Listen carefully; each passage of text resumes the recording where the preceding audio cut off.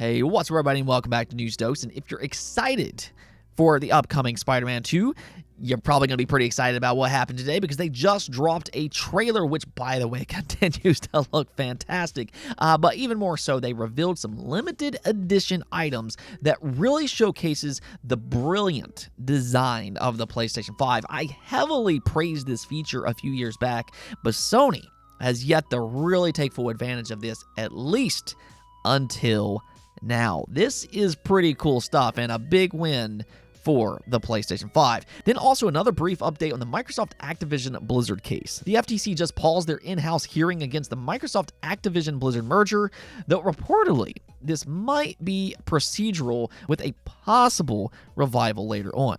In the meantime, it reportedly opens the door for a settlement, among other things, though I'm hesitant to believe that is the smart thing for Microsoft to do.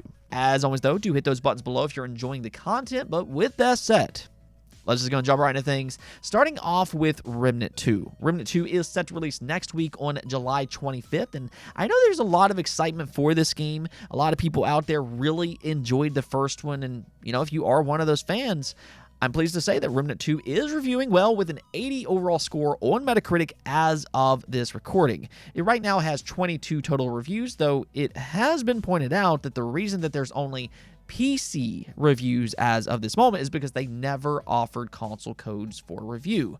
So if you're going to get this on console and if you're concerned about performance or anything like that, it might be best to wait for a more in-depth technical analysis once it launches. All we currently know for the time being is that the Xbox Series X and the PlayStation 5 will have both a graphics fidelity mode and then also a performance mode. Now, that's pretty typical with pretty much most modern games anymore, but they've yet to confirm what resolution it targets or if it has a locked 60 frames on performance mode. However, when it comes to the Xbox Series S, interestingly enough, they did give us specifics there, and that's because it'll be 1080p at 30 frames per second, which might be disappointing for some. You know, the hope's always to get 60 frames with performance, and while the Xbox Series S has mostly done a good job at that this generation, there has been times where studios have noted their struggles with the Xbox Series S, and this seemingly is one of those situations.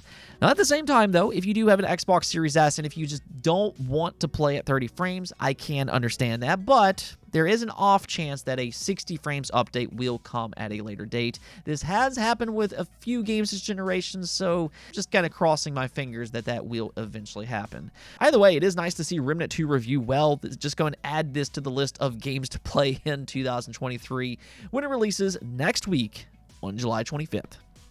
Next up, let's go talk about Diablo 4, and for the most part, fans have really enjoyed this game.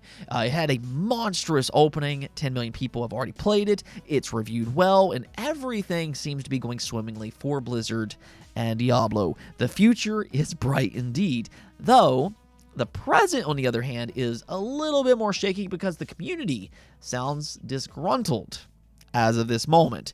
As you'd expect, Diablo 4 being a live service game will receive various patches in its life cycle, and that starts right now. They just revealed its July 20th patch notes, and some fans are beyond frustrated with the direction that Blizzard's going in. I even saw one person describe its patch as the worst patch in history. Now, that seems a little dramatic to me, but more or less, it seems like the problem stems from Blizzard nerfing practically every character, especially the Druid and Sorcerer. They toned back some of their insane damage. Now, if you know how Blizzard works, I don't really find this news as some big surprise. Blizzard has a tendency to completely change their games with game-defining patches. This is really par of the course to me when it comes to any Blizzard game. It's fully expected, but the problem that some fans are having here is that they've already spent hundreds of hours trying to make their build overpowered. That's one of the big draws to some of the Diablo community, and now here we are, and much of that effort has gone to waste with an unknowingly patch. Some fans have even described this patch as making the game less fun and just overall more grindy. Now, to be fair, though, even though there has been a lot of complaints, I have seen other players praise this patch as it adds more of a challenge. It really just kind of depends on how you want to look at it. Blizzard, though, is listening to the feedback, and they even responded by saying, "We have been hearing feedback from players regarding some of the changes in 1.1.0 for Diablo 4. We are going to have a campfire chat later this week on Friday to talk more about it. We will have more details timing in the next day. Thanks again for the feedback." So we will hear more about their plans with Diablo 4 soon, but knowing this is a live service game, I do think that you should expect constant changes. From my own experience with live service games, fans love when their characters get buffed, and they also hate when their preferred characters get nerfed, and since this patch was primarily based on nerfs, I think that kind of explains some of the reactions that we've seen online. Nonetheless, though, what you want to see is hopefully Blizzard finds a way to please the majority of the community. However, if you have been playing Diablo 4, I would like to hear from you all. Let me know what you think about this recent patch. Is it something that bothers you, or do you think some people are maybe being a little overly dramatic? Now let's go and talk about this exciting Spider-Man 2 announcement, though. They dropped a story trailer at Comic-Con. We did hear about this prior, but this was much bigger than expected. We did get our best look at Venom, Peter Parker, and Miles Morales yet. I mean, the trailer is looking really good. The story is setting up to be spectacular, but the big announcement actually came in way of its limited edition items. So yes, the much speculated Spider-Man 2 themed PlayStation 5 and DualSense controller are in fact real. I know a lot of people really like those PlayStation 4 limited edition items, and they're looking really good on the PlayStation 5 as well.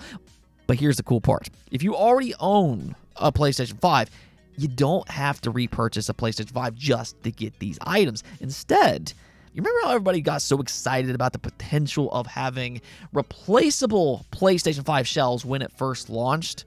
Well, Sony is now finally fully taking advantage of that feature because they're offering Spider-Man 2 covers as separate purchasable items. That is actually pretty awesome. And for as much heat as Sony has taken this generation for anti-consumer choices, which, I mean, I get it.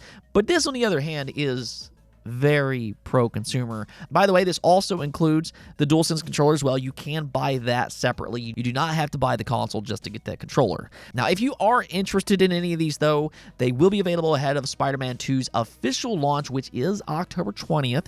Instead, though, you can get your hands on these limited edition items on September 1st. Though, as hot as these items are, I would not be surprised if they're hard to track down at first. I mean, even their God of War controller last year was selling out when they first announced that. And honestly, I don't even really think that was a great design. But these, in my opinion, are some of the better custom designs that we've seen on any PlayStation controller and, for that matter, their consoles. So if you are interested, pre-orders will go live next Friday on PlayStation Direct. If you do miss out, though, don't fret. Chances are they will restock them over time, so don't necessarily freak out if they sell out immediately. I do expect there to be a lot of competition to get these items, though. Nonetheless, though, I love the fact that they're selling all this separately. I think that this potentially could be the beginning of some very exciting limited edition shells in the future. Now, I'm a little surprised they haven't done this with some of their other games, but hey, you know, at the very least, Spider-Man 2 is a great starting point. In the meantime, I guess we'll just have to kind of wait to hear about their pricing. Okay, so we do have one last thing to talk about here because the FTC just paused their in-house trial against the Microsoft Activision merger. Now, this apparently is procedural since Microsoft asked them to withdraw their case, so this still might not necessarily be the end of the FTC, so don't celebrate just yet. They theoretically could still bring this case back up, and I mean, seeing some of the illogical decisions that the FTC has made thus far, sadly, nothing can really be ruled out by this point. Reportedly, though, this apparently opens the door for a settlement, or Microsoft could persuade them to drop the case entirely. Now, when I first read this, I was taken aback by the very idea that the FTC could even seek a settlement at all. That sounds absolutely ridiculous to me because the FTC has zero, and I mean absolutely zero, leverage to get any kind of settlement from Microsoft. I mean, for starters, the FTC has already lost twice. Let's keep that in mind here. They've already lost twice, and even more so, their case since losing has gotten even weaker now because Sony, the company that they're trying to protect, just signed a contract with Microsoft to keep Call of Duty on PlayStation for the next 10 years. So with that, the FTC has nothing left to argue. They can't argue for consumers. They can't argue for Sony. They just got nothing to argue about by this point. They will lose in any court that holds themselves with any type of pride and standard. I mean, yeah, they do have a better chance with their own in-house judge. I get that. But if this judge were to side with the FTC in a case that's this weak, this would draw even more scrutiny to the FTC because it makes their in-house cases look almost fixed. Why give a court like that any type of credibility at all?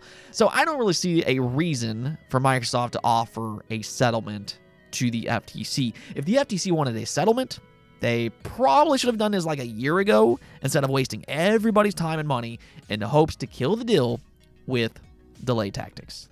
So yeah, unless Microsoft wants to throw the FTC a bone with some type of small remedy to just make them shut up and disappear for good, I don't see much else of a reason to shoot for a settlement. However, with the trial now paused, Microsoft does have an opportunity to persuade the commissioners to drop the case. It will then be the commissioners' choice on whether or not they want to proceed, and I think that might be where Microsoft takes things. They might just try to talk some sense of them in the hopes that the FTC will completely drop the case. I mean, right now, the FTC is just wasting money. The government isn't happy with the FTC. They just got a budget reduction for that matter. Apparently, Republicans are also asking the FTC to drop the case as well. So you would hope that they would come to their senses, but I mean, I guess we'll find out here soon enough. This does lean into Microsoft's favor, though, because it does give them a chance to finally convince the FTC to maybe step down. But it's really tough to tell what the FTC will do. Let's go take a look at the poll of the day. Though we're asked you all, now that Microsoft has fixed the servers for old Call of Duty games, do you plan on playing any of them? And wow, actually, a lot of you all are. 56% of you said yes, while 34% of you said no. Again, I mean, this is the power of Call of Duty. It is such a massive franchise. I mean, we're seeing that with an influx of players going back to these old titles. And I have to say, even for myself, I am kind of tempted. I have some old copies of games like Black Ops and Modern Warfare, and I mean, these were some of my favorite games growing up. Gears of War, Halo, Call of Duty. I mean, I played all of these games just an absolute ton growing up, so just for nostalgia's sake, I kind of want to give them a try while they have a vibrant community once again. That's kind of the thing here, though. If Microsoft completes this acquisition and all these games come over to Game Pass, I imagine that community will become even more lively. So that's just kind of an added bonus. Really, though, I mean, kudos to Xbox for not only reviving these games, but for that matter, you really have to love their backwards compatibility. It really is truly amazing that we can still play these games 10 plus years later and 2 console generations after their launch. Anyways, though, that's it for this episode. But if you liked the video, don't forget to hit the notification and subscribe button for more content just like this. Also, if you'd like to support the channel through Patreon, thank you for making this content possible. Peace out.